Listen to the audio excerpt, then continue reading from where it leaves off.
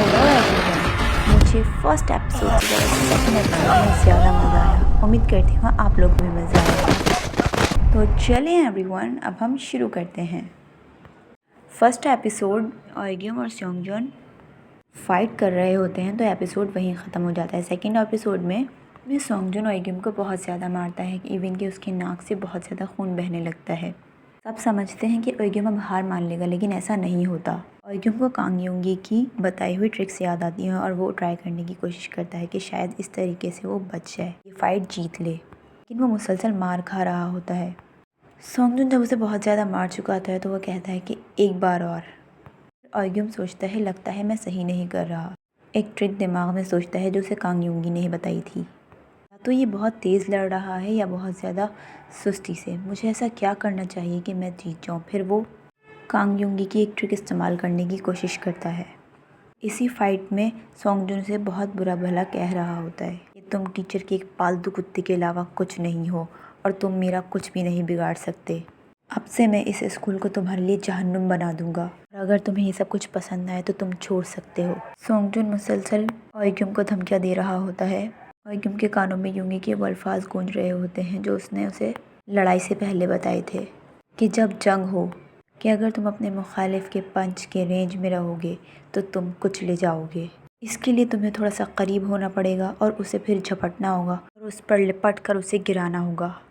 फिर ऑयग्यूम ऐसा ही करता है, लेकिन नीचे की तरफ सीढ़ियाँ होती हैं। वो युंगी की बताए हुए फाइट ट्रिक्स को यूज़ करता है तो मरने लग जाते हैं, क्योंकि सबको ये डर होता है कि अगर ये नीचे गिरे तो दोनों मर जाएंगे। लेकिन ऑयग्यूम को अपना ईयरफोन और टेप वापस चाहिए था, तो हर हाल में ये लड़ाई जीतना चाहता था। वो जब सेयोंगजून को झपट कर अपनी गिरफ्त में ले लेता है तो वो यही बोलता है कि तुम सब बहुत बुरे हो, सब मेरी ज़िंदगी को जहन्नुम बनाना चाहते हो ना, अब मैं बनाऊँगा तुम सबकी ज़िंदगी को जहन्नुम। और सेयोंगजून चीख रहा होता है कि धक्का मत देना, देखो पीछे धक्का मत देना। लेकिन ऑयग्यूम उनको जकड़ा हुआ होता है और वो ये भी परवाह नहीं करता कि अगर सेयोंगजून गिरा तो वो भी गिरेगा, और फिर वो दोनों ही सीढ़ियों से बहुत बुरी तरीके से गिर जाते हैं। ऑयग्यूम यहाँ भी नहीं रुकता। दोनों जब नीचे गिरते हैं तो सेयोंगजून के पैर में लग जाती है, उसका घुटना बहुत बुरी तरीके से ज़ख्मी हो जाता है। ऑयग्यूम सीढ़ियों से गिरने के बाद भी सेयोंगजून को बहुत बुरा मारता है, कहता है कि तुम लोग मेरी ज़िंदगी जहन्नुम बनाना चाहते थे ना, देखो तुमने मेरे साथ क्या कर दिया, मेरी ज़िंदगी जहन्नुम बना दी। होंगिल और उसका दोस्त जब ये सब कुछ देखता है तो दोनों में डर पैदा हो जाता है, क्योंकि ऑयग्यूम ये लड़ाई जीत जाता है। ऑयग्यूम अपना टेप और हेडफोन लेने सीढ़ियों से ऊपर आता है और होंगिल से कहता है, मैं जीत गया, लाओ अब मुझे मेरा हेडफोन वापस कर दो। होंगिल बहुत ज़्यादा डर जाता है, कांपते हुए हाथों से ऑयग्यूम को टेप वापस कर देता है। तुम हार गए, युंगी सेयोंगजून से कहता है। पीछे से सेयोंगजून उठकर उससे दोबारा लड़ने की कोशिश करता है, लेकिन अपना पैर अड़ाकर उसे रोकता है और कहता है कि अब रुक जाओ, तुम हार चुके हो। इस घुटने के साथ तो तुम बिल्कुल नहीं लड़ सकते, तुम जहाँ हो वहीं रहो। ऑयग्यूम जब अपने आप से खून साफ कर रहा होता है और अब मुँह धो रहा होता है, युंगी उसे कहता है कि मैंने तुम्हें उसे इस तरीके से दबोचने को थोड़ी कहा था, इस तरीके से तुम मर जाते। होंगिल और सेयोंगजून तुम्हें एक आम स्टूडेंट समझ रहे थे, लेकिन तुम तो पूरे पागल निकले। कहता है, तुम्हें लड़ना नहीं आता ना, तुम सिर्फ बकवास करना जानते हो, ऐसा ही है ना, इसलिए तुम मेरे पीछे खड़े होते हो। तुम सिर्फ बड़ी बड़ी बातें बनाना जानते हो, तुम्हें लड़ना बिल्कुल नहीं आता, ऐसा ही है ना, इसलिए तुम मेरे पीछे खड़े होते हो। वो दोनों बात कर ही रहे होते हैं कि ऑयग्यूम के पास उसके फादर का मैसेज आता है। उस पर लिखा होता है कि तुम अपना फ़ोन क्यों नहीं उठा रहे, ट्यूशन सेंटर से कॉल आई है कि तुम वहाँ नहीं गए।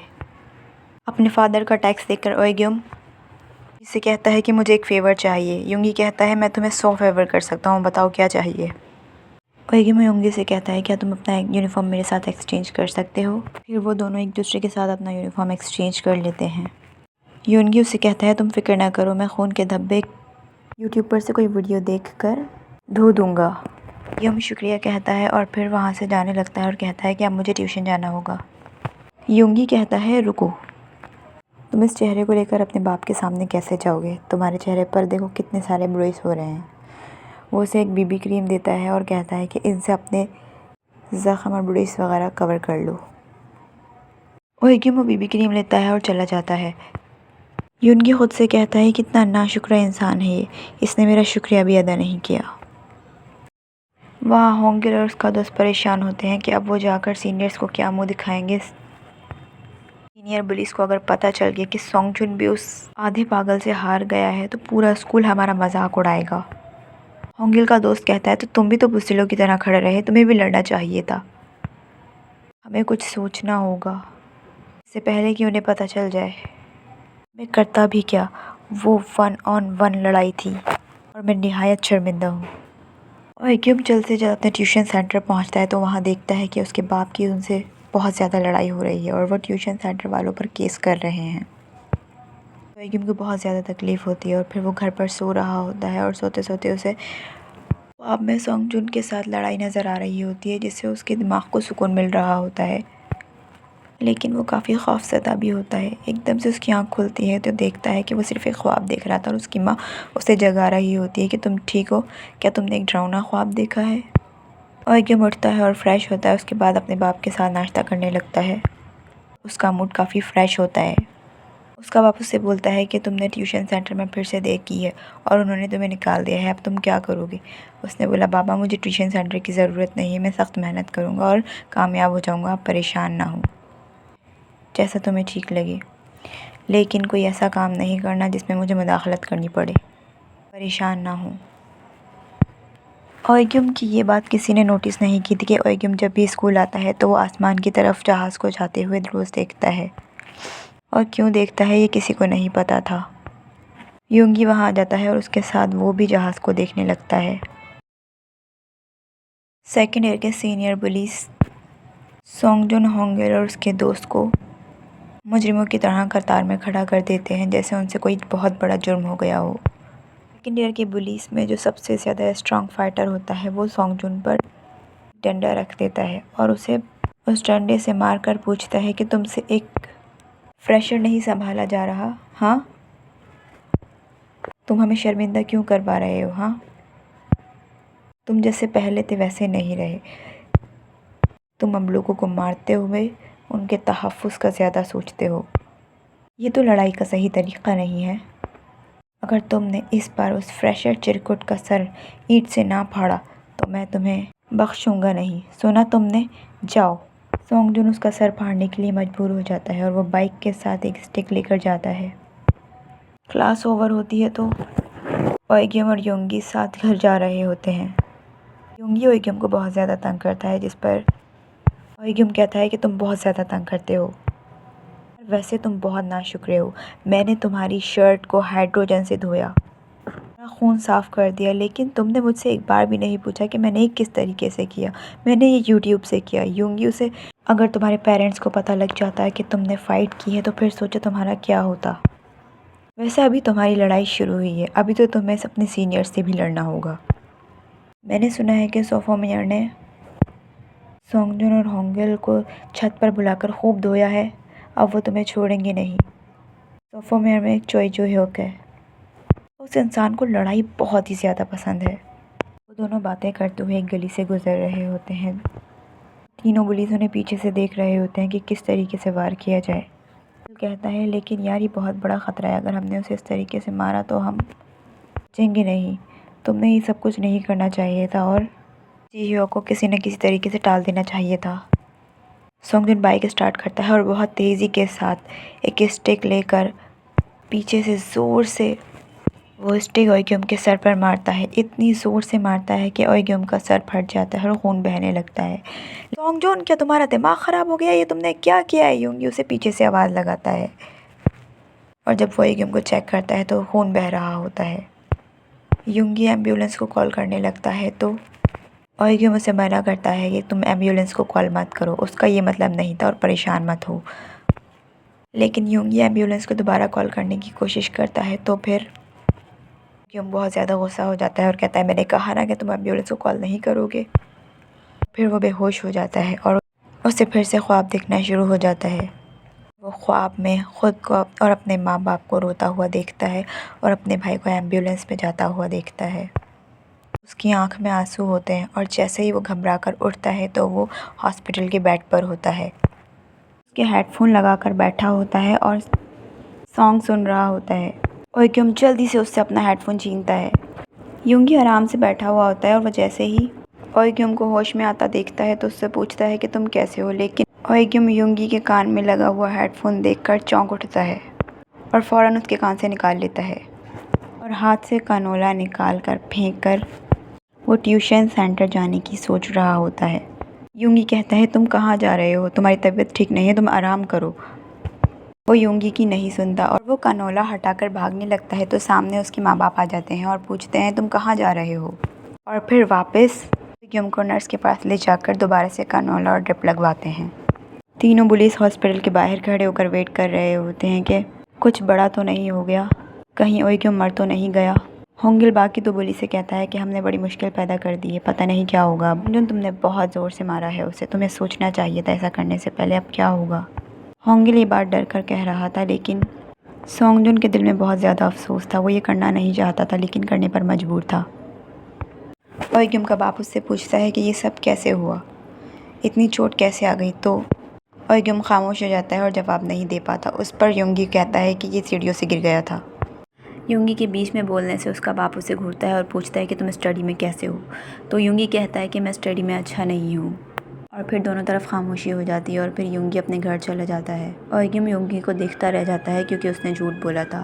ओएग्यूम की माँ हॉस्पिटल के रूम से बाहर जाकर बैठती है तो उसे अजीब अजीब ख्यालात आने लगते हैं और उसे वही ख्यालात आने लगते हैं जो कि उसके बड़े बेटे के साथ हुआ था। वो जैसे जैसे सोचती है उसकी तबीयत और ज़्यादा बिगड़ने लगती है और वो दिल पकड़ के बैठ जाती है। सोंगजुन उसे देख लेता है और कहता है, क्या आप ठीक हैं? क्या मैं आपको हॉस्पिटल के अंदर ले जाने में मदद करूं? तो वो कहती है, नहीं मैं ठीक हूँ। क्या तुम ओएग्यूम के दोस्त हो और उससे मिलने आए हो? सोंगजुन ये सुनकर हैरान हो जाता है और कहता है, नहीं, आपको ऐसा क्यों लगा? वो कहती है, नहीं, तुम लोगों का यूनिफॉर्म सेम है ना, इसलिए मैं समझी कि तुम शायद ओएग्यूम के दोस्त हो। अरे तुम्हारे चेहरे पर क्या हुआ है? सभी लड़के ज़ख्मी होते रहते हैं, ये सब देखकर तुम्हारी माँ परेशान हो जाएगी, मुझे माफ़ कर दीजिएगा। सोंगजुन अपनी माँ का नाम सुनकर और ज़्यादा इमोशनल हो जाता है और फिर वो कहता है, इस पर सोंगजुन कहता है, मुझे माफ़ कर दीजिएगा। ओएग्यूम की माँ कहती है, क्यों? मुझे माफ़ कर दीजिएगा। ये कहता हुआ वो हॉस्पिटल से बाहर निकल जाता है। युंगी एक हॉस्पिटल के बाहर बैठा हुआ होता है और बहुत ज़्यादा उदास होता है। फिर वो हॉस्पिटल के अंदर जाता है और वहाँ उस हॉस्पिटल में उसका बड़ा भाई लेटा हुआ होता है और वो शायद कोमा में होता है। युंगी उसे कहता है कि अब बस बहुत हो गया, क्या तुम यहाँ लेटे लेटे थकते नहीं हो? चलो अब उठ जाओ। तुम्हें पता है, आज मैं तुम्हारे जैसे पागल से मिला। क्योंकि माँ उससे पूछती है कि अगर तुम्हें कोई मसला हो तो मुझसे बात करो। ओएग्यूम कहता है, किस बारे में? कि माँ कहती है कि मुझे पता है तुम परेशान हो, अपनी परेशानी में तो भूल ही गई कि ये असर तुम पर भी हुआ है, तुम भी बहुत ज़्यादा गम में हो, कोई बात है तो मुझसे डिस्कस करो। ऐसा कुछ नहीं है, आप गलत सोच रही हैं। अगर वो सोने चला जाता है।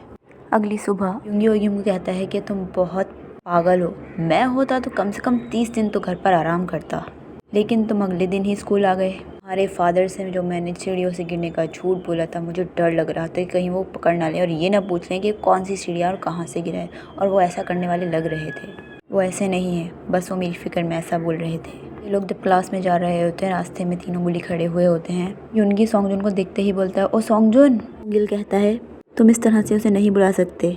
तो युंगी कहता है, क्यों? अगर मैंने बुलाया तो फिर क्या करोगे? क्या तुम मुझे मारोगे? अगर तुम किसी चश्मे पहने हुए इंसान को हिट करोगे तो एक अटेम्प्टेड मर्डर कहलाता है। सोंगजुन ओएग्यूम से कहता है कि तुम आज स्कूल में क्या कर रहे हो? क्या तुम कुछ दिन घर में आराम नहीं कर सकते थे? देखो, तुम्हारा ये झूठा नाटक मुझ पर काम नहीं कर सकता। अगर तुम्हारे अंदर थोड़ी सी भी सेल्फ रिस्पेक्ट बाकी है तो यहीं रुक जाओ। ये कहकर वो जाने लगता है तो सोंगजुन उसे पीछे से बुलाता है और कहता है, सोंगजुन कहता है कि तुम स्कूल में जो करने आए हो वो करो, ज़्यादा उछलो मत और लोगों की तवज्जो का मरकज़ ना बनो, समझे? सेकेंड ईयर के बुली सोंगजुन और उसके दोस्तों को छत पर बुलाते हैं और खूब मारते हैं और सोंगजुन से पूछते हैं, तुम्हें जो काम दिया था तुमसे वो नहीं हुआ? सोंगजुन बोलता है कि मैंने उसे बहुत ज़ोर से सर में डंडा मारा था, उसका सर भी फट गया था और खून बहने लग गया था, मुझे नहीं पता कि वो आज स्कूल कैसे आ गया। सेकेंड ईयर का बुली कहता है, ठीक है, मुझे ले चलो फिर इस ओएग्यूम के पास। सोंगजुन उस पर जवाब नहीं देता तो फिर वो उसे और मारता है। फिर सोंगजुन उसे उसकी क्लास में ले जाता है और फिर सारे बुली लड़के ओएग्यूम की क्लास में आ जाते हैं और ओएग्यूम से आकर पूछते हैं, क्या तुम ही ओएग्यूम हो? ओएग्यूम पहले तो उन्हें गुस्से में देखता है और कोई जवाब नहीं देता। सोंगजुन उन बुलीज़ के पीछे खड़ा हुआ होता है और ओएग्यूम को देखकर होंठ चबा रहा होता है, क्योंकि वो ये सब कुछ नहीं करना चाहता था, लेकिन ये लोग उससे ज़बरदस्ती करवा रहे थे। सीनियर बुली कहता है कि तुम्हारी हिम्मत कैसे हुई कि तुमने अपने सीनियर के सवाल का जवाब नहीं दिया? पीछे से युंगी आ जाता है और कहता है कि अगर आप लोग यहाँ लड़ाई करेंगे तो मैं टीचर को बता दूँगा। और वो भी हेड टीचर को। सीनियर बुली कहता है कि तुम कौन हो? मैं इसका हेल्पर हूँ सर। सीनियर बुली फिर छोंगिल की बहुत ज़ोरदार पिटाई करता है, जिस पर योंगी हंसने लग जाता है। सीनियर बुली कहता है कि तुम दोनों मुझे छत पर मिलना, अगर नहीं मिले तो मैं इस क्लास को जहन्नुम बना दूंगा। योंगी और ओएग्यूम छत पर चले जाते हैं। सीनियर बुली उससे पूछता है कि तुम इतना इतरा किस बात पर रहे हो? क्या तुम मरना चाहते हो? मुझे माफ़ कर दीजिए, तुमने जो सोंगजुन के साथ किया है उन सब का हिसाब चुकाना पड़ेगा। सीनियर बुली कहता है तो ओएग्यूम कहता है मुझे माफ़ कर दीजिए, मैं वो सारा हिसाब चुका दूंगा, लेकिन आप योंगी को जाने दें। ओएग्यूम की बात सुनकर सारे बुली हंसने लग जाते हैं और वह बुली योंगी को कहता है कि तुम जाओ साइड पर खड़े हो जाओ, तुमसे बाद में हिसाब लूँगा। और ओएग्यूम और सोंगजुन से कहता है कि तुम दोनों फेस टू फेस खड़े हो जाओ। और ओएग्यूम तुम मेरे प्यारे भाई से माफ़ी मांगो। मुझे माफ़ कर दो सोंगजुन, अब मैं दोबारा ऐसा कुछ नहीं करूँगा जिससे तुम्हें तकलीफ़ हो या तुम्हारी इज़्ज़त में कोई कमी आए। उसके बाद सीनियर बुली सोंगजुन से कहता है कि काफ़ी अरसा हो गया है, मैंने तुम्हें बॉक्सिंग करते हुए नहीं देखा, चलो अब इस पर बॉक्सिंग करो और इसे मारो। सोंगजुन देता है हाँ, वहीं खड़ा रहता है। सीनियर बुली सोंगजुन से कहता है क्या तुमने सुना नहीं, मारो इसे। सोंगजुन सीनियर बुली के सामने का जाकर खड़ा हो जाता है और कहता है मैं ये नहीं कर सकता।